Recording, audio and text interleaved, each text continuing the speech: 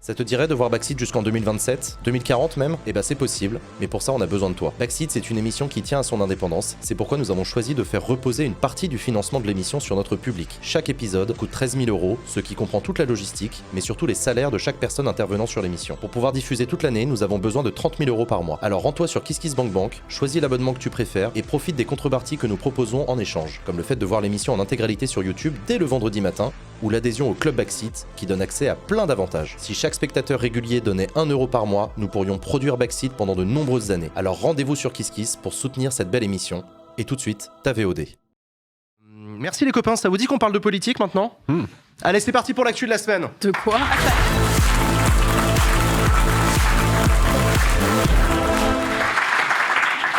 Chers amis, l'actualité cette semaine, quelle actualité? On va commencer par le bilan des européennes. C'était dimanche soir, tout se passait comme prévu. Les élections européennes ont eu lieu et se sont déroulées tout au long de la journée de dimanche, après une campagne en demi-teinte qui a été assez peu suivie. Et on a eu donc ces résultats en France que je vous propose qu'on commente. Déjà pour commencer, on a le graphique qui s'affiche. Voilà, vous l'avez tous vu. Large victoire de Jordan Bardella et de la liste du Rassemblement National avec 31,36% des voix. Arrivé en deuxième position, péniblement la moitié de ce score, celui de la liste Renaissance. Derrière, c'est Place Publique qui lead à gauche avec 13,83% des voix. Puis la France Insoumise avec 9,89%, pratiquement 10% des voix. Les Républicains à 7,24% et Reconquête à 5,47%. Quels sont les enseignements? J'ai oublié les écologistes qui ont fait 5,5%. Je vous rappelle que la barre des 5% est très importante parce que c'est celle qui permet d'avoir des élus. J'ai entendu dans ton stream, Clément, que toi tu étais particulièrement choqué par le score de Reconquête. Non mais c'est pour moi presque davantage. Enfin, faut pas dire ça. Mais le score de Reconquête, je le trouve fou parce que j'ai écouté. Alors là aussi, parce que je me suis infligé ça. Moi, j'ai écouté Éric Zemmour et Marion Maréchal durant la campagne. Mais alors, Reconquête, c'est un parti fasciste. Mais alors, c'est pas un parti crypto-fasciste, néo-fasciste, extrême droite. Non, c'est un parti fasciste. Ils veulent abolir le contrôle de constitutionnalité des lois. Ils veulent que les policiers aient la présomption de légitime défense et qu'ils puissent faire usage davantage de leurs armes. Marion Maréchal a dit que les auteurs de la fusillade qui a coûté la vie à 2 surveillants pénitentiaires, elle a dit qu'elle aimerait qu'ils soient retrouvés morts ou vifs. Éric Zemmour a quand même... Alors, ils sont pour la remigration des délinquants ou criminels étrangers, mais alors, remigration, c'est le mot... Là aussi, pareil, il y en a marre à un moment donné. Remigration, c'est le mot poli pour dire déportation. Ouais. Enfin, on a remplacé un mot par un autre, mais il suffit d'aller voir la définition de déportation, c'est exactement la même chose. Donc, ils veulent la déportation des criminels délinquants étrangers, mais pas seulement étrangers. Éric Zemmour a dit ceci. Il a dit... Si vous êtes binational, donc français et algérien, par exemple, ou si vous êtes français, mais que vous pourriez avoir la nationalité algérienne, par exemple, parce qu'un de vos parents est algérien, mais vous ne l'avez pas demandé. Vous n'avez jamais foutu les pieds en Algérie, vous n'êtes jamais allé là-bas, vous n'avez aucun lien, mais vous pourriez la demander.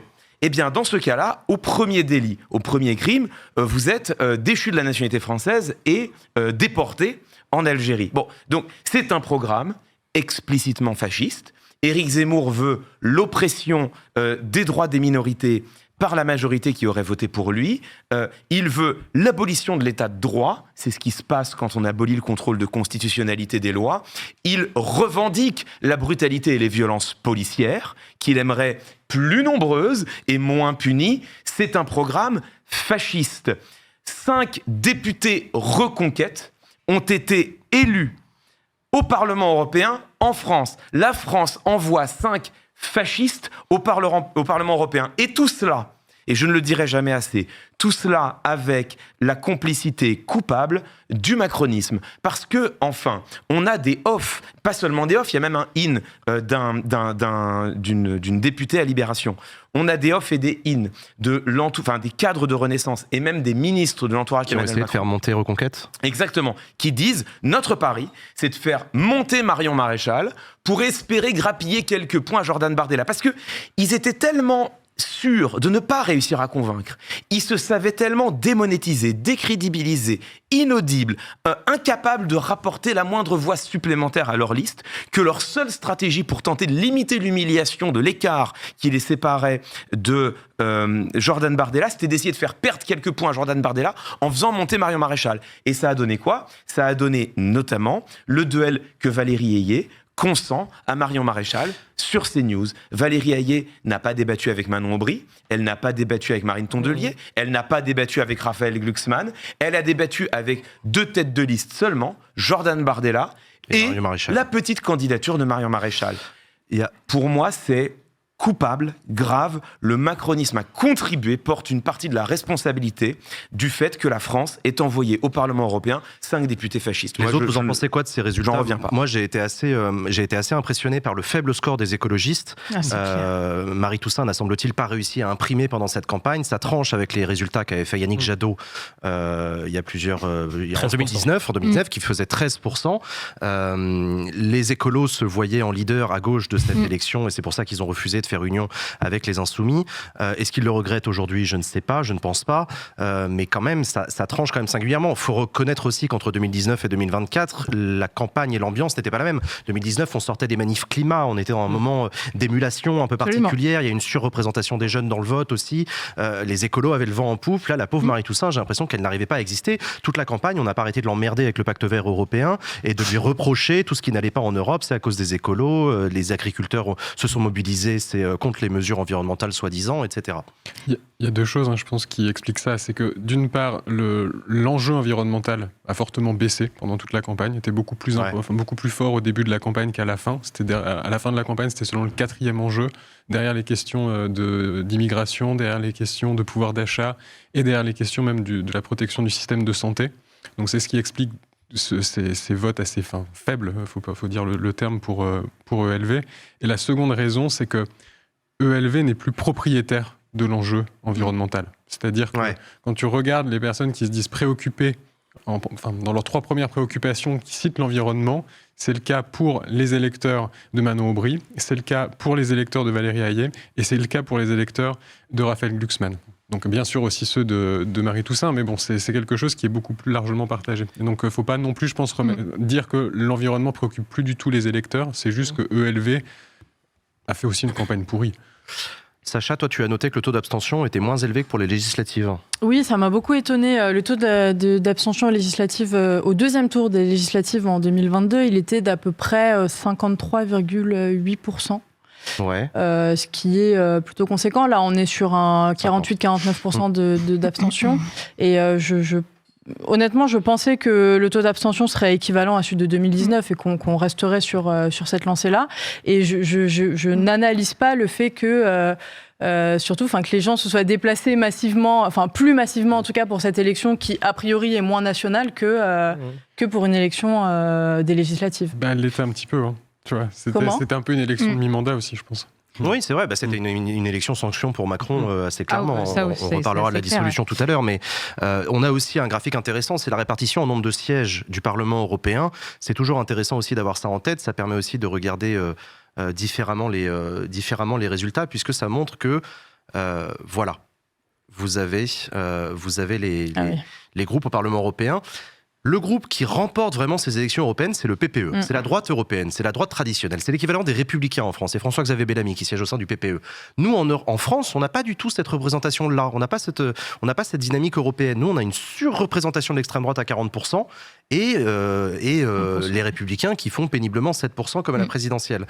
Non, pas comme la présidentielle, pardon, mieux que la présidentielle. Ouais, mieux que la présidentielle. Je pense que c'est quand même un... Quoi qu'il en soit, l'extrême droite s'implante durablement au sein des institutions européennes. Elle progresse un peu. Elle progresse un peu, mais... Moins que ce qu'on avait prédit, honnêtement. Moi, j'avais l'impression que tout le monde prédissait une vague d'extrême droite sur l'Europe. Oui, mais bon, il y a quand même... Je dis pas que c'est pas inquiétant. Oui, bien sûr, mais moi, je pense que c'est inquiétant parce qu'on voit que c'est doucement mais sûrement, c'est ce qu'on dit.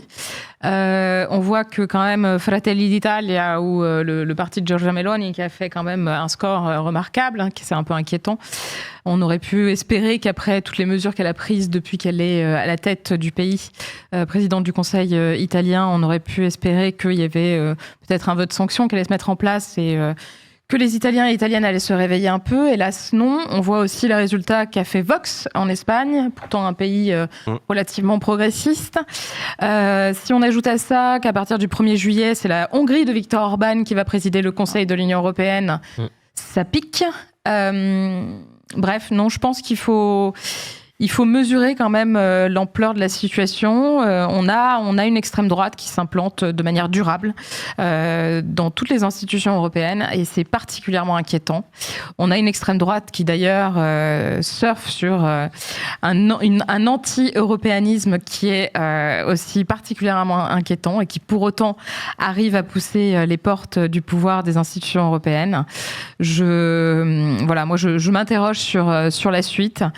Et sur aussi l'avenir du projet européen en tant que tel, vraiment. En Pologne et en Hongrie, l'extrême droite a reculé, on dit dans le chat. Intéressant. Intéressant, c'était pas attendu. Sur les élections européennes, oui. En Pologne, ça pouvait s'attendre parce que les dernières élections nationales ont fait sortir l'extrême droite. Donc c'est un mouvement qui est plutôt cohérent avec ce qui s'est passé l'année dernière et c'est plutôt rassurant effectivement, mais ça reste, pour moi, ça reste alarmant, vraiment très alarmant. Malek ? En Allemagne, l'AfD, l'extrême droite allemande, a gagné 6 sièges par rapport à 2019, tout à fait. Mais c'est beaucoup moins que ce qui a été prévu il y a encore quelques mois. Leur envolée a été, ça s'est explosé en plein vol quand les médias allemands ont révélé le plan de remigration, de déportation de 4 millions d'Allemands que préparait l'AfD. Et rappelons que l'état-major de l'AfD était très très proche, il y a encore quelques semaines de cela, de Marine Le Pen. Moi, je veux qu'on parle un peu du score de Manon Aubry, parce qu'elle a, dans les sondages, plafonné à 7%. Jusqu'à quelques jours avant le scrutin, pour finalement la retrouver à presque 10. Moi, il y a un truc qui m'a un peu chagriné sur cette élection européenne, c'est qu'on n'a pas du tout parlé Europe en réalité. Ouais, c'est clair. C'est qu'on n'a pas parlé le score des Verts, le score de Marie Toussaint. Il y avait une aubaine pour Marie Toussaint. Elle aurait pu parler d'une autre écologie, d'une écologie populaire. Elle aurait pu sortir un peu du logiciel des Verts depuis quelques années qui font qu'ils arrivent à ce plafond de verre là. Elle a décidé de jouer un jeu. Et c'est un truc que j'entends beaucoup d'ailleurs chez les politiques et ça commence vraiment à me saouler. Oui, moi je veux occuper l'espace de Mélenchon à Macron. On en a assez de ça. Finalement, vous savez pas où vous êtes, vous voulez occuper un espace. Qui ça a dit ça ? OPS, c'est un discours qui est tenu souvent. Ouais. C'est un discours aussi qui est tenu chez les Verts. On veut occuper l'espace de Mélenchon à Macron. Au final, on sait pas où est-ce que vous êtes, les gars. On sait pas ce que vous racontez. La liste de Marie Toussaint, il y avait des personnalités que je connais bien de la société civile, type Priscilla Ludowski, mais il y avait aussi des personnes sur cette liste qui auraient très bien pu se retrouver sur la liste de Valérie Ayé. Donc en fait, ça voulait rien dire et le score s'explique comme ça. Et Renaissance a beaucoup tapé sur LFI, beaucoup plus que Bardella, en vampirisant la liste LFI, notamment sur la question du génocide en Palestine. Et tout bizarrement, on n'en parle plus dans les médias depuis dimanche. C'est encore une occasion, parce qu'il n'en manque jamais de rappeler qu'il faut un cessez-le-feu en Palestine. Ouais, mais on a cherché à vampiriser comme ça, à tout prix, la liste LFI, parce qu'il y avait Rima Hassan, entre autres, mais pas que, mais surtout parce qu'en réalité, c'est la seule liste qui s'est plus ou moins positionnée clairement en disant qu'il y avait un génocide en Palestine. Et au final, le scrutin a parlé, et au final, on les prédisait à 7 et ils se sont retrouvés à 10. Mais voilà, ce positionnement de Renaissance, de vouloir taper beaucoup plus sur LFI que sur Bardella, je pense que ça devrait tous nous inquiéter un petit peu. On verra la suite au Parlement européen qui devrait se réunir assez rapidement. Je suppose qu'Ursula von der Leyen va être réélue puisque la coalition qu'il avait portée à la tête de la Commission européenne, PPE, Sociaux-démocrates et Renew, devrait être reconduite, je le suppose. En tout cas, les équilibres le permettent. Donc, on verra, on suivra ça. Non, surtout ce qui s'est passé, la vraie déflagration politique dimanche, elle est arrivée moins d'une heure après l'annonce des résultats. Le président de la République, Emmanuel Macron, a annoncé dissoudre l'Assemblée nationale, une dissolution donc qui intervient de manière assez surprenante, déjouant pas mal de pronostics. Une dissolution qui provoque l'organisation d'élections législatives qui se tiendront les 30 juin et 7 juillet prochains, partout en France. À quoi il joue Emmanuel Macron? Pourquoi il a pris cette décision? Moi, j'ai eu du mal à la comprendre, sa décision. Moi, j'estime qu'il n'avait pas besoin de dissoudre. J'estime qu'il pouvait continuer à gouverner avec une majorité relative. Il l'a fait depuis 2 ans. Ça l'empêche pas de prendre des décrets, ça l'empêche pas de faire passer des lois. Il a réussi à faire passer des lois. Alors certes, c'est un peu difficile, il faut travailler, mais c'est faisable. Je comprends pas. Il s'en est justifié dans une conférence de presse qu'il a donnée mercredi, dans laquelle il a expliqué que, je le cite, plus de 50% des électeurs ont voté pour les extrêmes, puisqu'il met la France Insoumise dans le même panier que le Rassemblement National, et que donc c'était un signal clair contre sa politique. Je suis d'accord avec toi, je suis d'accord avec lui, je suis d'accord avec toi mon vieux. Hein. Tu t'es pris une tôle aux élections.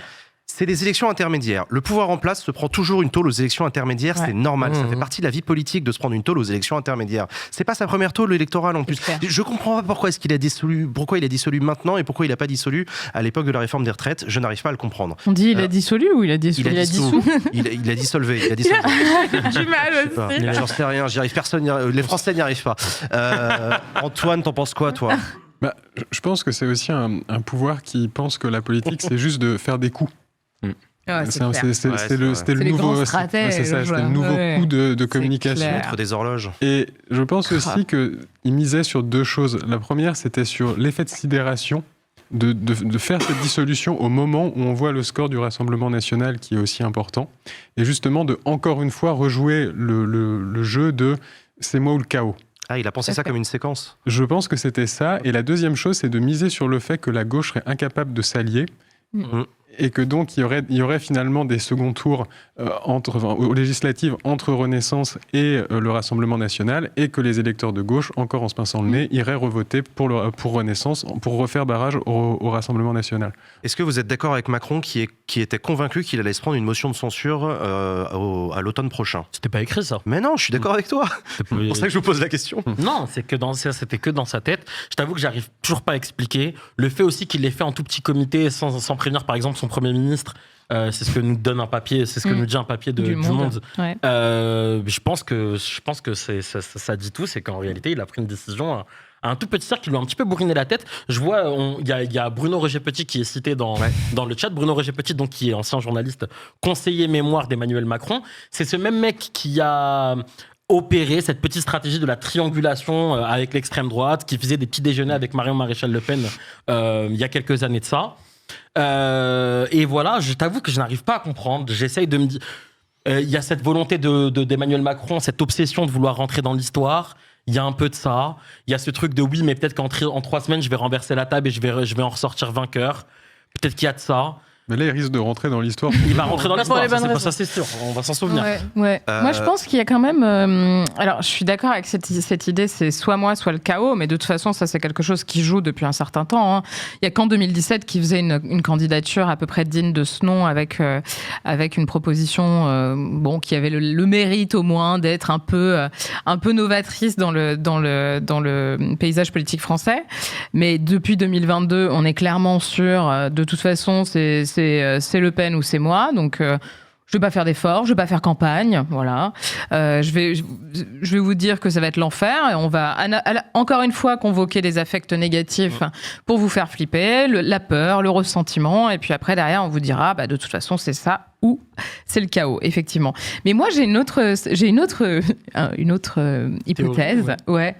Il en a plein le cul, genre il en a marre. Il en a marre, il veut arrêter. Pourquoi? Mais parce que... Il a nommé Attal il y a 2 jours. Mais je sais pas. Je me dis... Alors, et c'est une stratégie quand même assez lâche, mais je serais absolument pas surprise de cette stratégie-là. Parce que finalement, c'est en train de barrer en couille comme pas possible dans le monde. Il est très très mauvais en géopolitique, on l'a bien vu. Hein, voilà. Il n'arrive pas à prendre les bonnes décisions. Il a essayé d'aller murmurer à l'oreille de Poutine, mais bon, la table faisait 650 mètres de long, donc du coup, l'autre ne l'a pas entendu et ça l'a encore plus vénère. Biden, la moitié sourd, il sait pas qui c'est, il s'en bat les couilles tout autant. Monsieur, cette espèce d'image qu'il voulait... avoir sur la scène internationale, il n'arrive pas du tout à l'avoir. Au sein de l'Union européenne, il n'est plus l'un des dirigeants moteurs de l'Union européenne, ça ne fonctionne pas. En interne, sur le plan national, tout le monde le déteste. Mais genre, tout le monde le déteste. Pourquoi se tirer une balle dans le pied comme ça? Écoute, je ne sais pas. Je me dis, au moins, là, c'est acquis. Il y aura une cohabitation potentiel. Si ça marche, il n'a plus rien à foutre. Et il y a quand même, après, je sais pas, est-ce que vraiment il est dans la sauce au point où il se dit j'en peux plus, j'en ai marre, ou est-ce que c'est encore une fois une façon pour lui de ne pas se saisir d'un certain nombre de sujets. Et on parle là encore, il y a des sujets qui sont très très chauds sur la table. Je veux dire, il y avait des discussions au Parlement sur des sujets très importants. Il y avait la fin de vie, il y avait tout un tas de projets de loi qui étaient en cours et qui ont été totalement arrêtés du fait de cette dissolution surprise. Il y a aussi, et il faut encore le rappeler, merci Malek, et je voulais le dire, le fait qu'on ne parle plus du tout de Gaza, c'est-à-dire que cette annonce de dissolution a totalement invisibilisé un certain nombre de sujets, dont les élections européennes en soi. Parce qu'il était 20h58 quand il a annoncé cette dissolution. Les gens étaient encore en train de dépouiller dans les bureaux de vote, concrètement. Donc on a totalement invisibilisé les questions européennes. On a invisibilisé aussi ce qui est en train de se passer à Gaza, parce que là tu regardes, il n'y a plus aucun média qui est en train d'en parler. Il y a eu vite fait des articles quand il y a eu la résolution au sein de l'ONU qui a été adoptée avant-hier, mais c'est tout. La question de la reconnaissance de l'État de Palestine, du coup, mais complètement renvoyée aux oubliettes, c'est-à-dire qu'il n'y a plus d'urgence. De toute façon, Macron ne voulait pas le faire, donc ça l'arrange bien que ce soit pas maintenant. Et voilà, moi je me dis, est-ce que c'est stratégique pour faire encore un coup de com'? C'est probable. Est-ce que c'était ingouvernable? Je ne pense pas non plus, et en ça, je te rejoins. Je suis très surprise. Il y aurait pu avoir un remaniement. Ça aurait pu s'entendre. Il aurait pu aussi décider de rectifier le tir aussi sur, j'en sais rien moi, le parti, et changer la tête du parti, revoir un peu la stratégie pour les prochaines élections. Mais dissoudre au lendemain d'une élection européenne, ça n'a aucun sens. Attal aurait proposé sa démission, mais... Non, je suis complètement d'accord. Clément, est-ce que Emmanuel Macron pense sincèrement pouvoir gagner ces élections législatives anticipées? Alors... Il y a deux choses. Je réponds à ta question dans une seconde. D'abord, pour revenir juste avant, moi je suis d'accord avec tout ce que vous avez dit, j'ajoute deux éléments supplémentaires. Le premier, il ne faut pas oublier qu'Emmanuel Macron, pendant 5 ans, s'est enivré de son pouvoir absolu. Et Emmanuel Macron est quelqu'un qui n'a pas de culture parlementaire. Non, on le sait, ça remonte au moment où il était ministre de l'économie et des finances de François Hollande. On se souvient de la gifle qui a été la loi Macron qu'il a dû faire passer au 49.3, alors même qu'il avait passé 2 mois à négocier avec le Parlement. Parce qu'il était nul. Et mais c'est vrai. Hein. Oui, à l'intérieur, à l'époque, je m'en souviens. Les frondeurs, etc. Et lui, il en a conçu une sorte d'offense personnelle. Et depuis ce jour-là, Emmanuel Macron a une forme de détestation du Parlement. Il est lui-même un président antiparlementariste, ça n'est pas le moindre des paradoxes qu'il accuse sans cesse LFI d'être antiparlementaire. On peut leur faire plein de critiques sur le style, mais pas celui précisément d'être antiparlementaire. Lui, il l'est. C'est quand même, je rappelle, puisque ça a été un peu oublié, Emmanuel Macron, le seul président de l'histoire qui, dans une réforme constitutionnelle avortée, proposait de restreindre le droit d'amendement des députés, c'est-à-dire le droit pour les députés de faire la loi, tout simplement. Bon. Donc, Emmanuel Macron s'est enivré pendant 5 ans d'un pouvoir absolu. Et depuis 2022, il n'a pas su trouver la clé, parce que ça n'est pas un homme de négociation, ça n'est pas un homme du jeu parlementaire, il n'a pas su trouver la clé de cette majorité relative qu'il a à l'Assemblée nationale. Et il ne cesse depuis 2 ans de tenter de faire des coups. Alors, d'abord, c'était le Conseil national de la refondation, dont lui-même ne savait pas. Voilà, il s'est dit, on va faire ça va marcher, ça n'a pas marché. Évidemment, ça existe déjà, ça s'appelle le Parlement. Ensuite, c'était les grandes rencontres de Saint-Denis avec les chefs de parti. Bon, ça n'a pas marché, pour une raison simple, c'est que ça s'appelle le Parlement. Mais lui ne veut pas aller au Parlement. Et donc, je pense qu'il ne faut pas minorer le fait que pour Emmanuel Macron, son entourage, mais avant tout Emmanuel Macron, et on a un off de Brigitte Macron là-dessus, qui, je ne sais plus à quelle occasion, a confié à un journaliste, je crois qu'au moment de la réforme des retraites, elle a dit « on ne va pas pouvoir tenir comme ça 4 ans ». On ne va pas pouvoir tenir comme ça. Et le tenir comme ça, c'est vraiment ce contexte politique où ils doivent négocier, où ils n'ont plus les clés absolues du pouvoir, qui, je crois, leur est insupportable. Et donc oui, ça pouvait tenir bon an, mal an, 2 décrets en 49.3, ils pouvaient tenir comme ça avec 2 ans, où ils étaient 1 an et demi, 2 ans à la fin, où ils étaient sans doute paralysés. Mais Chirac l'a fait avant eux, quoi, un mandat un quinquennat où tu fais pas grand-chose. Donc ça pouvait tenir encore. Et là, je pense que ça leur était juste insupportable. Par ailleurs, il y a ce truc d'Emmanuel Macron de vouloir être le maître des horloges, de ne jamais vouloir subir, de faire des coups, en effet, et de les réussir parfois. Enfin, le grand débat national au moment des Gilets jaunes, c'est un coup qui était une belle fourberie, mais qui a merveilleusement bien marché pour reprendre en main une séquence qui s'annonçait désastreuse pour lui. Et donc, je pense qu'il y a toute cette logique-là, plus le fait de se dire, et ça a bien marché, qu'il allait nous voler sa défaite. Parce que c'est ce qui s'est passé, Léa, c'est ce que tu disais à juste titre, il nous a volé sa défaite. À 20h58, on ne commente plus la défaite d'Emmanuel Macron, on commente sa décision. Donc je pense que tout ça se conjugue. Et c'était ta question, Jean, et j'y réponds, avec cette croyance qu'il a de se dire « je peux gagner ». Je pense qu'il dissout, et Bruno Roger Petit et les génies de l'Élysée, c'est une antiphrase évidemment, qui se disent vraiment « on peut gagner ». Ils parient, mais en fait, ils font un pari qui, dimanche soir à 20h45, ne paraît pas déconnant. Ils font le pari que la gauche ne réussira jamais à s'allier. Et en vrai, dimanche soir à 20h45, quand on se retéléporte dans le temps, c'était pas absurde. Enfin, je veux dire, Glucksmann et Aubry se sont agonis d'injures et d'anathèmes pendant toute la campagne européenne. La question palestinienne a laissé des failles béantes et des fractures béantes à gauche. Et donc, on pouvait réellement craindre que la gauche ne s'allierait pas. Si la gauche ne s'allie pas, et je le dis d'autant plus que l'alliance à gauche n'est pas faite, si la gauche ne s'allie pas... Attends.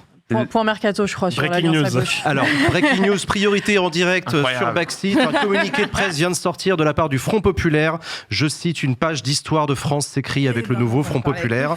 Avec un programme de gouvernement et des candidatures uniques dans les circonscriptions de France, les forces politiques qui ont constitué le nouveau Front Populaire donnent rendez-vous aux Françaises et aux Français les 30 juin et 7 juillet prochains.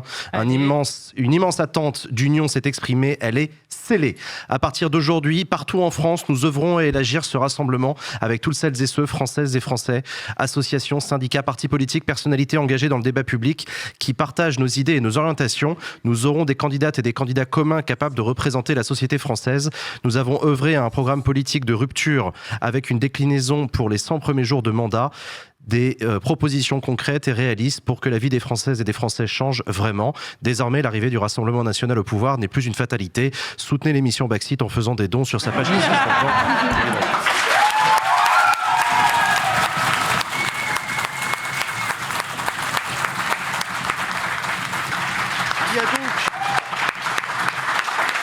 Il y a donc un accord qui a été trouvé entre les organisations de gauche dans ce Front Populaire. Ça tombe bien. J'allais y venir, c'était ma question suivante. C'est hyper bien fait cette émission. J'allais y venir effectivement. À gauche, un espoir est né lundi matin avec l'annonce sur la matinale de France Inter par François Ruffin d'une idée de nom de nouveau rassemblement qui s'appellerait Front Populaire pour prendre la suite de la NUPES. La NUPES qui était issue des résultats de la présidentielle. Là, le Front Populaire sera issu des résultats des européennes en partie. J'ai 1 milliard de questions évidemment sur ce qui est en train de se passer à gauche, sur ce qui a été signé ce soir. Je meurs d'envie de connaître le détail de ce qu'a écrit dans ce putain de programme commun parce que j'ai beaucoup de questions et j'ai 1 milliard de questions sur les circonscriptions. Qui sont les personnes qui sont maintenues? Est-ce qu'Adrien Quatennens est candidat, etc. Ça fait partie des questions. Ça fait partie des questions que j'ai envie de poser et pour l'instant on n'a pas exactement la réponse. On peut revenir quand même sur ce qui s'est passé lundi matin. Est-ce que François Ruffin, on l'aura en invité dans la deuxième partie de cette émission Backseat en visio? Il est actuellement dans sa circonscription à Amiens, François Ruffin. Est-ce qu'il s'est placé en leader de cette nouvelle union de la gauche en lançant le nom Front Populaire? Il faut voir ce qu'il y a dans l'accord. Là, ce qui est en train apparemment les derniers bruits, c'était que la formule retenue soit d'abord les élections. Ensuite, on regarde quel groupe a le plus de députés et il reviendra à ce groupe de proposer le nom de l'éventuel premier ou première ministre. Bon, apparemment, c'est ça qui est inscrit. Et auquel cas, François Ruffin a fait acte de candidature, mais au même titre que d'autres personnalités, Fabien Roussel, Jean-Luc Mélenchon, et on attend encore d'autres noms. Ce qui me semble clair, moi, je l'ai dit, de toute façon, je l'ai dit très publiquement, c'est que le Front Populaire a besoin de rassurer derrière la bannière d'une personnalité qui ne soit pas clivante. Toute personnalité... Pas Jean-Luc Mélenchon, donc. Alors, toute personnalité est clivante par nature, mais il y a quand même quelques personnalités à gauche qui suscitent plus que du clivage, de la détestation, à tort ou à raison. Je rentre même pas là-dedans. Je fais un constat que certaines personnalités suscitent une détestation qu'une partie de la gauche sur laquelle une partie de la gauche ne réussira pas à passer. Il me semble que Jean-Luc Mélenchon, effectivement, en fait partie. François Ruffin, j'ai l'impression qu'il coche pas mal de cases, je l'ai dit, puisque c'est un homme de la France insoumise qui a été désigné comme héritier potentiel par Mélenchon lui-même, dont un sondage, dont on ne sait pas trop ce qu'il vaut, mais un sondage tout de même donnait la victoire possible au second tour d'une élection présidentielle, qui par ailleurs me semble être acceptable pour les écologistes, les communistes et les socialistes. Voilà, j'ai l'impression qu'il coche des cases, mais comme je l'ai dit, si c'est pas lui, il y en a d'autres. Enfin, je veux dire, pourquoi pas un ou une syndicaliste, Sophie Binet par exemple, j'en sais rien. Laurent Berger. Laurent Berger, je pense que précisément, il serait pas de nature à rassembler. Mais il n'est pas clivant. Il est mou. Mais il est pas. Mais en fait, c'est un deuxième argument que tu peux rajouter. Clivant et pas mou. Pas clivant et pas mou. En fait, pas clivant et mou. Laurent Berger, il ne faut pas qu'il soit mou. Tout le monde l'oublie. Laurent Berger, il est mou. Mais Laurent Berger a signé au titre de la CFDT la réforme des retraites d'Emmanuel Macron en 2019. Mais oui. Ouais. Je ne sais pas si une partie de la gauche lui pardonnera cela, nonobstant l'opposition vigoureuse qu'il a eue à la réforme des retraites en 2022. Voilà. Moi, je pense qu'il faut effectivement quelqu'un qui puisse rassembler, qui n'agonise pas toute une partie de la gauche. À titre personnel, j'aimerais bien qu'on connaisse le nom avant les élections. Je trouve que pour les électeurs et les électrices, devoir mettre un bulletin dans l'urne sans savoir qui serait le premier ou la première ministre potentielle, sachant que oui, il y a un programme, mais que la personnalité du leader ou de la leader compte quand même, je ne sais pas si c'est de nature à fonctionner, mais manifestement, c'est ça la formule qui a été retenue. Sacha, je t'ai pas encore donné la parole. Qu'est-ce que tu en penses de cette union de la gauche qu'on a apprise ce soir? Est-ce que tu penses qu'elle peut remporter ces élections? Ah oui, très clairement. Je pense qu'il y a des noms qui feront toujours peur à certains. On le verra, mais Quatennens, par exemple, ou même si Jean-Luc Mélenchon se présente à Marseille, on va voir. Ça fera certainement peur à certains, mais non, c'est une bonne chose que la gauche ait trouvé un accord. Moi, je trouve ça toujours un peu dommage alors après, c'est le jeu politique, on n'a pas le choix, mais qu'on soit d'abord dans la tambouille politique, c'est-à-dire la négociation des circos, avant de montrer un projet commun politique. Je me dis, les gens détestent déjà tellement la politique et ce qu'elle représente qu'elles ne voient à travers... Il n'y a pas que la gauche, hein, mais il y a le jeu on est dans la tambouille politique de l'extrême droite à la gauche. Donc, je pense pas que la politique aux yeux des gens en ressorte grandie pour le coup de toutes ces négociations qui sont compliquées partout a priori. Donc voilà. Et puis aussi. On va élire un ou une première ministre. Enfin, pour moi, l'élection, les législatives, c'est pas ça. C'est pas le nom d'un Premier ministre ou d'une Première ministre qui doit être un argument électoral, entre guillemets. C'est un projet de société, quoi. Mais non, je vois ce que tu veux dire, je comprends ce que tu veux dire. Je précise que ces négociations entre les partis de gauche visaient à rééquilibrer ce qu'était la NUPES en tenant compte de la poussée de Raphaël Glucksmann aux élections législatives et en donnant davantage de circonscriptions au Parti socialiste et moins de circonscriptions à la France insoumise, et en gros en rééquilibrant en fonction des forces. Et moins aux Verts aussi, je crois. Hein. Pardon ? Ils en ont perdu. Et moins aux écolos, ils en ont perdu également. Antoine. Je suis complètement d'accord avec Sacha sur le point que la problématique majeure de ces élections, c'est qu'on va absolument pas parler du fond. On va juste parler des interactions stratégiques entre les différents partis, soit pour créer des accords, soit parce que l'enjeu principal, ça va être le Rassemblement national. Et finalement, les idées, le programme, ça va vraiment être le grand absent de ces législatives. Tu penses ? Et c'est quand même la première... Oui. Et c'est quand même, le fait que normalement tu as entre 20 et 40 jours pour pouvoir, entre le moment de la dissolution et le moment où les élections ont lieu. Et là, on a vraiment les 20 jours, c'est le délai le plus court. Donc c'est le délai où il n'y aura pas vraiment de campagne qui pourra se lancer. Et à peine les listes vont déjà être faites qu'il faudra déjà choisir pour qui aller voter et pour se mobiliser. Ouais, mais les listes, elles doivent être rendues le 16 juin, donc il y a quand même 2 semaines de campagne. On a jusqu'à dimanche. Mais 2 semaines de campagne pour quelque chose qui va déterminer de manière aussi fondamentale et peut-être pour l'élection la plus importante de ces 40 dernières années. C'est clair, c'est très court, mais je pense pas qu'ils vont passer les 2 semaines. Après, à partir du moment où les listes seront déposées, ils vont quand même parler du fond, j'espère. Je pense que les médias vont juste s'intéresser à oui, mais attendez, est-ce que Mélenchon, il va pas être Premier ministre, et que dit l'autre qui n'a pas dit exactement la même chose, et à Renaissance, alors on va encore avoir la saga avec Ciotti et tous les Républicains pendant je sais pas combien de temps de qui est le mieux enfermé dans son bureau. Enfin, ça va juste être ça pendant toute la durée de la campagne. Puis ça va être des affrontements de personnalité, ça va juste être des affrontements de personnalité en fait. Est-ce que l'argumentaire déployé par Emmanuel Macron, qui parle d'une union indécente en reprochant aux socialistes, aux sociodémocrates de s'allier à ce qu'il appelle l'extrême gauche pour parler de la France insoumise, est-ce que cet argumentaire-là peut fonctionner auprès des électeurs sociodémocrates, de centre-gauche, etc. Ça n'a pas marché en 2022, il n'y a aucune raison pour que ça marche maintenant. En fait, ça a plus marché que ça. Parce que quand tu regardes finalement les duels du second tour des législatives de 2022, il y a eu 58 duels entre la NUPES et le Rassemblement national. La NUPES, on a gagné 43% de ces duels. Mais quand c'était LFI contre le RN, c'était seulement 36% de victoire, alors que quand c'était PS Parle bien dans son micro.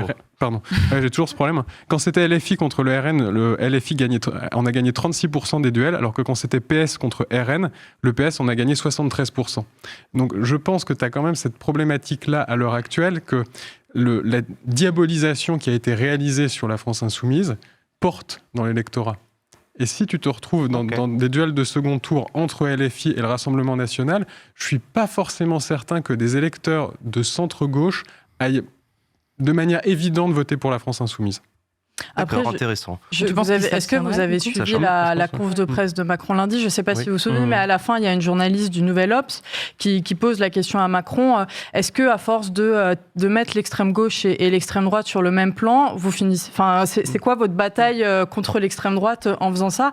Et là, il s'est énervé, en fait. Il s'est énervé comme à chaque fois qu'on lui pose des questions sur sa lutte contre l'extrême droite. Je me souviens, Emilio nous racontait pour l'interview à l'Humanité que pareil, il s'était énervé quand on lui demandait ce qu'il faisait contre l'extrême droite. Et enfin, je ne sais pas comment vous l'analysez, vous, cet énervement à chaque fois que le sujet est mis sur la table, mais enfin voilà, je sais plus ce que je voulais dire. Non, mais oui, ça veut dire qu'il y a un truc, il y a un loup, quoi. Malek ? Je précise que là, il y a un accord entre les partis, mais que chaque parti doit valider devant son instance. Ça devrait passer chez tout le monde, sauf au PS où ça va être un peu musclé. Tu penses ? Ça peut passer, mais je vous le dis, ça va être un peu musclé. François Hollande est invité du 20h ce soir. Oui. Ouais. Non, juste ce que je voulais dire, c'est que... Ouais, putain, tu m'as... Je t'ai déstabilisé, là. Hein. Tu sais plus quoi dire. Hein. Je sais plus quoi dire. Non, si. Emmanuel Macron, là, en gros, il compte un peu sur les électeurs de gauche, mais un peu comme en 2022, là, tu vois. Oui, il faut pas aller voter LFI, on vampirise encore LFI, on compte sur les électeurs sociaux-démocrates. Et un peu comme en 2022, d'ailleurs sur la conférence de presse, il nous a dit exactement ce qu'il avait dit en 2022, je vais gouverner autrement, il nous l'a déjà fait à Marseille, à l'entre-deux tours de 2022, et au final, qu'est-ce qu'il nous a fait ? Il nous a niqué avec la réforme des retraites. Il y a eu l'inflation et les gens, on les a laissés dans la merde, on les a laissés encore crever la dalle alors qu'ils travaillent. Bref, donc ça, c'est passé, j'ai envie de dire, c'est passé, et encore c'est passé parce qu'il y avait Le Pen en face, c'est passé une fois, mais ça repassera pas cette fois-ci. Et ce que je voulais dire aussi, c'est que, évidemment qu'il amène plus la guerre contre l'extrême droite. Je vous rappelle qu'il y a encore quelques mois, ce matin, il y avait Gabriel Attal sur France Inter qui me disait « Oui, mais moi, j'ai milité au Parti Socialiste. Le Parti Socialiste d'aujourd'hui, c'est plus le Parti Socialiste d'antan. » Mon pote, il y a quelques mois, tu nous as tenu exactement le même discours que le Front National sur l'abaya et sur l'islam. Donc, s'il te plaît, pas de leçons. Scénario, Emmanuel Macron dissout parce qu'il souhaite que le Rassemblement national arrive au pouvoir pour qu'on se rende compte qu'ils sont nuls et qu'on revote pour les macronistes en 2027. C'est un truc que j'ai beaucoup lu sur Internet. Ouais, beaucoup de gens l'ont dit. Moi, je l'ai dit aussi. Ah ouais, tu penses ? Mais je crois pas, en fait. Ah d'accord. Je crois pas. Je crois pas ce que je dis. Non, mais c'est l'ère de la post-vérité. Attention, c'est l'hypothèse à laquelle on a toutes et tous pensé dimanche soir. Mais en fait, quand tu y réfléchis un petit peu, déjà, d'une part, Emmanuel Macron, je pense, désire une chose, espère une chose, c'est ne pas rester comme le président qui aura permis l'accession au pouvoir de Marine Le Pen, d'ailleurs, enfin du Rassemblement national, d'ailleurs, de l'extrême droite. D'ailleurs, quand la question lui est posée dans sa conférence de presse, il nous fait justement un magnifique truc de post-vérité en disant je ne veux pas être le président qui amène l'extrême droite au pouvoir, mais attendez, le Matignon, c'est pas le pouvoir, c'est Matignon. Et il nous a fait quelque chose comme ça, et t'es là, tu hausses les deux sourcils et tu comprends pas exactement. Bon. Donc je pense que... d'autant il n'a jamais lu la Constitution, ce mec. Non mais, complètement fou. Non mais d'autant que, en plus, si Emmanuel Macron permettait l'accession d'un Jordan Bardella à la tête de Matignon, est-ce qu'il pourrait rester président ? Évidemment, aujourd'hui, ils nous disent, bien sûr, il démissionnera pas. C'était ma question. Il a été élu pour 5 ans. Bon, on ne sait pas. Tout est possible. Enfin, souvenez-vous de la première cohabitation en 1986. Tout le monde imagine que François Mitterrand va démissionner. Parce que c'est ainsi que fonctionne l'esprit des institutions. Bon. Et François Mitterrand dit, contre toute attente, non, je reste, pas de problème, je vais prendre des vacances, m'occuper un peu de la politique étrangère, et voilà. Sauf que là, c'est quand même Jordan Bardella. Est-ce qu'Emmanuel Macron va assumer de rester président d'un pays où Jordan Bardella lui rend compte de ce qui se passe à l'Assemblée nationale ? Ça me paraît compliqué. J'ajoute un élément connexe, mais qui n'a pas été évoqué encore, et qui pour moi est capital.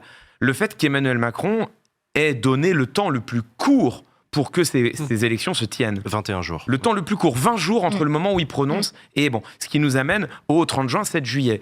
Alors pourquoi ? Ça s'explique stratégiquement par le fait que ça ne laissait pas, l'espérait-il, le temps à la gauche de s'organiser en une union. Donc c'était ça son calcul. Mais il faut quand même voir ce qu'il y a derrière. D'une part, on va avoir des élections au début de l'été quand sans doute beaucoup d'électeurs ne pourront pas aller voter parce qu'ils n'auront pas fait les démarches pour faire une procuration, etc. Bon, il me semble que quand tu fais une élection nationale, a fortiori de cette importance, tu devrais avoir envie quand même que le plus de gens y participent. Bien Et sûr. puis tout de même, j'ajoute, nombre sont ceux qui vont me dire on s'en fiche. Mais non, vous vous trompez les amis, on ne s'en fiche pas. Il y a les Jeux Olympiques 2 semaines plus tard. Alors, il faut quand même imaginer l'hypothèse où, hypothèse de loin la plus probable, aujourd'hui, ce soir, depuis l'Union de la gauche, où ce ne soit pas le macronisme qui soit reconduit à la tête de Matignon. Donc, il va falloir nommer un nouveau gouvernement à 2 semaines des Jeux Olympiques. Vous allez avoir un nouveau ministre des Sports. Vous allez avoir un ou une nouvelle ministre de l'Intérieur à 2 semaines des Jeux Olympiques, au moment où le risque terroriste n'aura jamais été aussi élevé en France, où il y a des millions de touristes et spectateurs, spectatrices qui sont présents à Paris. Vous allez avoir un ministre de l'Intérieur qui va débarquer. Il va découvrir ça. Alors les gars, où est le plan de sécurisation ? C'est quoi ? Vous imaginez l'irresponsabilité du calcul juste pour espérer que la gauche n'ait pas le temps de s'unir.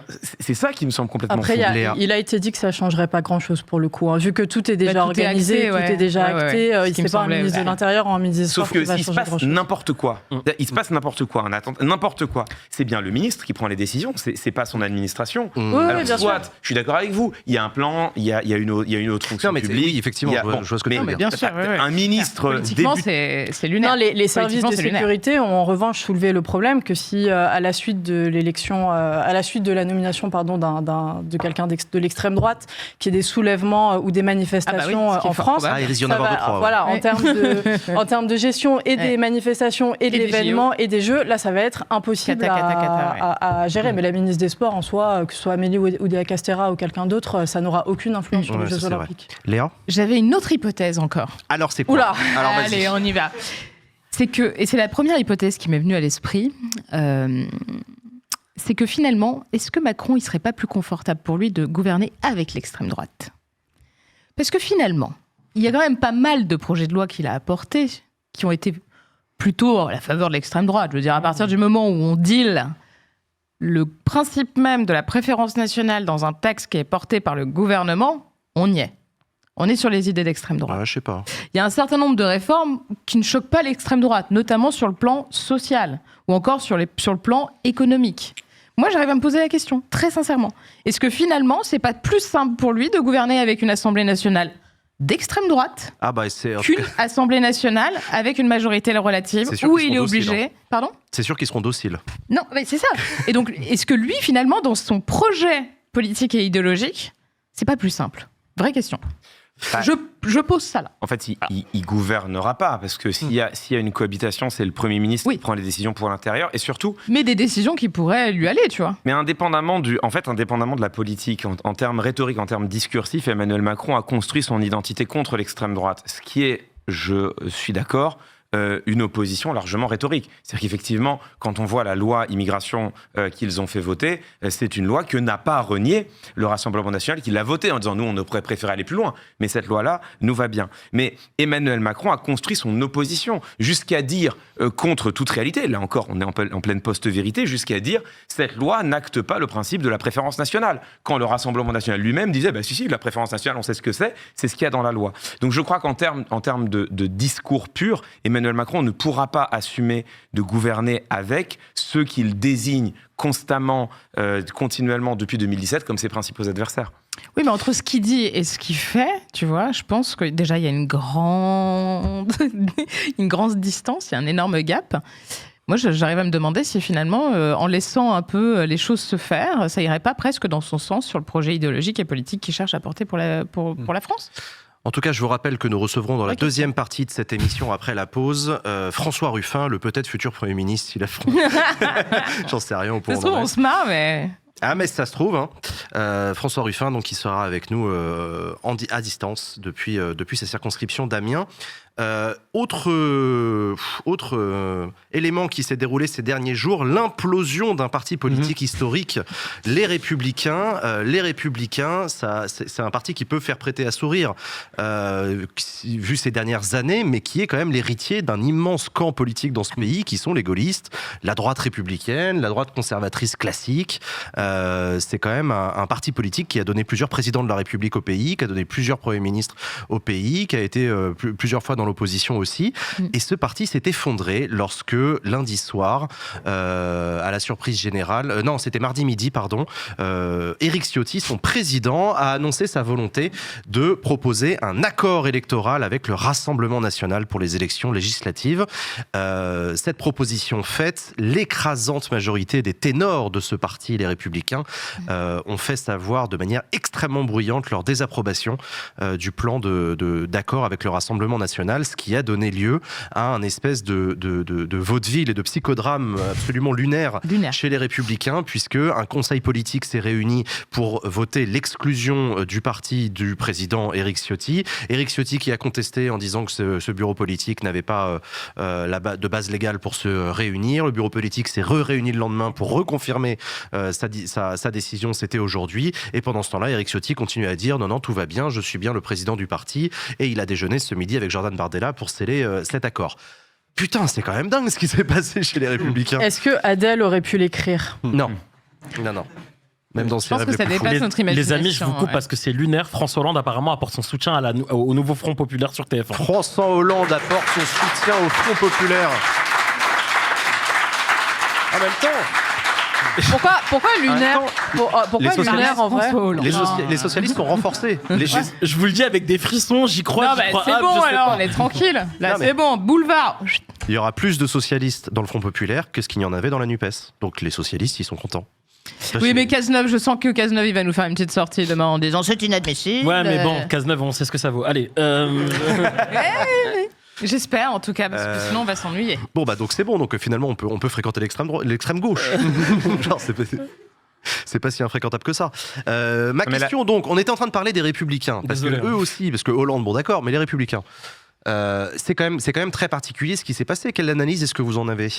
Moi j'aurais une petite pensée pour Émilien Warvial, parce qu'il est quand même en train de terminer sa thèse justement sur les Républicains. Le dernier chapitre qui lui restait à écrire, c'était justement pour expliquer pourquoi les Républicains, enfin, d'un point de vue idéologique, s'étaient rapprochés du RN, mais n'avaient jamais franchi le Rubicon et s'allié avec le RN.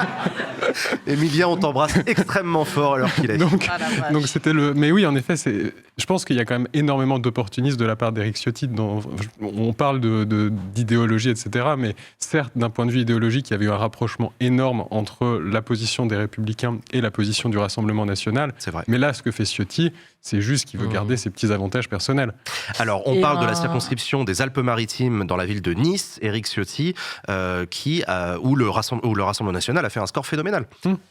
Et donc, il se rend bien compte, Éric Ciotti, qu'il ne va pas durer très longtemps. Si le RN met face à lui un mec du RN, c'est lui qui sera élu député. Ce ne sera pas Éric Ciotti. Éric Ciotti, qui en plus ambitionne d'être maire de Nice en 2026.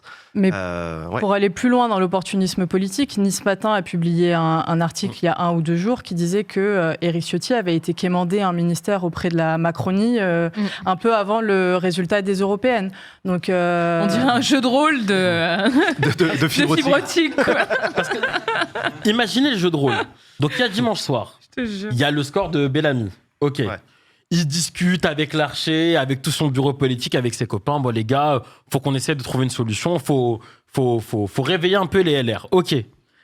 De l'autre côté, il a ses petites relations avec les gars de la Macronie. On a donc cette info qui dit qu'il serait allé voir son papa Vincent Bolloré. Ouais, apparemment, c'est ouf. Eva qui nous annonce derrière le dos de tout le monde qu'il veut faire un accord avec les fachos. Il est fou ce jeu. Il est zinzin. Mais là où il y a énormément d'opportunisme, je pense, c'est que je voyais jamais Ciotti prendre une décision contre Wauquiez.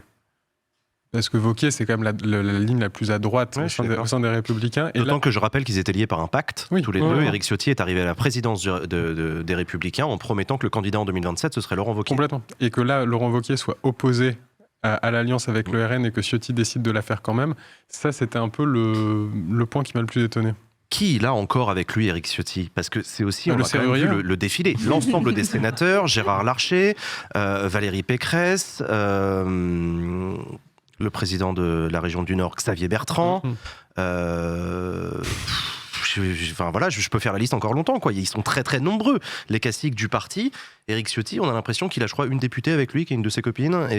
Oui, voilà, c'est ça. Ouais. Et puis c'est tout. Mais ça amène la question de quelle importance, au fond, mis à part le plaisir de l'histoire, il s'est enfermé, etc. Mais quelle importance de toute cette affaire? C'est-à-dire que si, in fine, cela n'est que le débauchage par le RN d'Éric Ciotti, oui, ils ont déjà débauché Mariani avant, maintenant ils débauchent Ciotti. La compatibilité idéologique, de toute façon, était très forte. Si les Républicains restent les Républicains sans Ciotti, j'ai envie de dire, tout ça, c'est vraiment une tempête dans un petit verre d'eau. Cela étant, la vraie question pour les Républicains, le vrai moment de clarification est devant nous. C'est-à-dire que, indépendamment de tout ce psychodrame, les Républicains sont tous sauf sortis d'affaire. Ils vont avoir devant eux, lors de ces législatives, un Rassemblement national impérial qui s'impose à droite comme désormais la force politique principale avec laquelle il faut composer et qui a quand même gagné un petit gage de respectabilité avec le ralliement de Ciotti. Ils ont à leur gauche, si on peut s'exprimer ainsi, le bloc Renaissance qui est en train de jouer son va-tout et dont on peut imaginer que la campagne va être elle aussi féroce. Comment les députés RN, y compris actuels, vont-ils sauver leur siège? C'est-à-dire que là, il y a une tenaille qui devrait les pousser à la clarification, une clarification idéologique qui devrait être claire. C'est-à-dire une partie des LR ont de toute façon, alors pas sur l'économie, mais sur les enjeux dits régaliens, des positions qui sont très proches du Rassemblement national. Les ralliements pourraient être naturels. Une partie des LR ont des positions qui, sur tous les sujets, sont très proches des macronistes. Les ralliements pourraient être naturels. D'ailleurs, c'est pas pour rien si aujourd'hui l'essentiel des ministres d'Emmanuel Macron viennent directement des rangs des Républicains. La clarification des LR, elle est attendue depuis longtemps. En réalité, le parti pourrait très bien se scinder en deux et les débats seraient plus clairs. Le pari que eux font, c'est que la Macronie est un navire qui part déjà à la dérive, qui est déjà en train de couler, et qu'en 2027, ils tireront les dividendes de la fin du macronisme. Donc le pari des Républicains depuis le début, c'est de s'agripper à leur petit siège, d'essayer de tenir sur leur radeau jusque 2027 en se disant « ce sera notre moment ». Il est possible, mais ça, nous verrons ça les 30 juin et 7 juillet prochains, il est possible que cette stratégie ne résiste pas devant le principe de réalité qui est que comment vont-ils s'en sortir là dans 3 semaines? La question est posée. Il y a autre chose aussi qui Léa. commence à être assez intéressant à voir bouger au sein du bloc Renaissance, justement, c'est que ce bloc commence à se fissurer. Et notamment avec l'annonce d'Édouard Philippe qui dit qu'il faut que ces députés candidatent sous la bannière Horizon et non pas de la majorité présidentielle. Alors c'est vrai qu'il faut noter qu'aucun candidat de la majorité ne mettra la tronche d'Emmanuel Macron sur ses affiches et sur ses tracts. Ça, c'est vu et revu. C'est ça, mais le problème ça va plus loin. Il propose même de prendre l'étiquette Horizon. Ouais, de prendre l'étiquette Horizon. Donc ça, moi, je ne serais pas surprise que ça... que ça fasse un petit appel d'air. J'imagine bien un Bayrou faire quelque chose de similaire. Je veux dire, à partir du moment où, de toute façon, rien n'est garanti pour Renaissance à l'heure actuelle. Rien n'est garanti. Malek Édouard Philippe était le seul patron de parti dans la coalition présidentielle qui n'était pas présent à la conférence de presse d'Emmanuel Macron. Oui, c'est vrai. Il a même d'ailleurs dit en d'ailleurs à des journalistes que lui, il était contre le fait que le président mène campagne, que ça affaiblissait la. Il a fait partie la des rares à le dire à haute voix. Et il l'a dit à haute voix. Ouais, et il est allé au bout de sa logique en ne se présentant pas à la conférence de presse de mardi matin. Mais de toute façon, Renaissance, il faut se souvenir que Renaissance à la base c'est En Marche, et En Marche c'est les initiales d'Emmanuel Macron. C'est l'archétype du parti personnel, En Marche puis Renaissance. Et Macron ne peut pas se représenter en 2027. Donc de toute manière, tu as une recomposition qui s'annonce et qui est obligatoire au sein de cet espace-là. Et si pendant un temps, c'était porteur de mettre la tête de Macron et sur son bulletin, sur son affiche de campagne et se positionner derrière lui, vu qu'il y a ces niveaux de détestation à l'heure actuelle, c'est beaucoup plus opportun de s'en différencier et de jouer sa petite musique et sa petite partition personnelle. Excuse-moi, Jean, juste pour revenir sur LR, je pense que un peu pour suivre Clément, je pense que si Macron a bien réussi un truc, c'est de dire on a levé le masque sur les valeurs avec sa décision. Les masques tombent, ouais. Et moi, je vois pas de chute de survie, en fait, aux Républicains après ce qui vient de se passer. C'est-à-dire que pour moi, c'est effectivement soit... Il y a une partie, d'ailleurs, Bellamy s'est bien montré aujourd'hui en disant bien sûr que je voterai Rassemblement National s'il venait à avoir un second tour avec le nouveau Front Populaire. Donc il va y avoir effectivement une partie des Républicains qui vont se rattacher de facto au Rassemblement National, et l'autre, pour survivre, va aussi être obligé peut-être de négocier des circos avec Renaissance / Horizon / le Modem. Enfin, pour moi, Ciotti a tout seul signé l'acte de mort des Républicains. Là, on a 3 plus jours. Macron. Ils ont 3 jours concrètement pour les négos, quoi. D'autant que quand même, pour rajouter un dernier élément, il y a l'affaire judiciaire aux Républicains. C'est-à-dire que Éric Ciotti a déposé en référé une contestation de l'acte de destitution en disant « Le bureau des Républicains doit être réuni sous demande du président. Or, je n'ai pas demandé de réunion, donc la réunion qui a eu lieu, c'est une réunion de personnalités qui ont choisi de passer un moment ensemble, mais qui n'ont aucune autorité à prendre une décision pour les Républicains. » On pourrait voir quelque chose qui serait alors hilarant, c'est que le tribunal lui donne raison en se fondant simplement sur le point de droit, c'est-à-dire les statuts des Républicains, et disent, effectivement, il est encore président. Il est donc, puisqu'il avait démis la présidente de la Commission nationale d'investiture, il est donc en position de nommer le prochain ou la prochaine président ou présidente de la Commission nationale d'investiture, et donc de faire les nominations tout seul, ce qui permettrait à Éric Ciotti, tout seul, enfermé dans son bureau, pour le coup, de couler les Républicains en les faisant absorber par le RN. Alors ça, ce serait savoureux. En tout cas, ça, ce serait savoureux. On verra où tout ça nous mène. En tout cas, chers amis, je vous rappelle que dans la deuxième partie de cette émission, après la pause, nous allons recevoir François Ruffin, qui sera en visio avec nous depuis sa circonscription à Amiens. François Ruffin, potentiel futur Premier ministre si d'aventure le Front Populaire venait à remporter les élections législatives du 30 juin et du 7 juillet. Ces élections législatives sont un véritable événement politique. Nous souhaitons, nous, à Backseat, vous proposer de nouvelles émissions Backseat supplémentaires en plus de celles qu'on avait prévues pour toute la saison, pour nous permettre de commenter les résultats de ces élections législatives. Rendez-vous sur KissKissBankBank, on a besoin de votre argent pour ça. Chaque émission Backseat coûte 15 000 € à produire. C'est grâce à vos dons, c'est grâce à la solidarité de tous et à votre mobilisation qu'on pourra vous proposer, je l'espère, des émissions à la fin du mois de juin et au début du mois de juillet prochain. C'est parti pour la pause, les amis, on se retrouve juste après la pause, à toutes.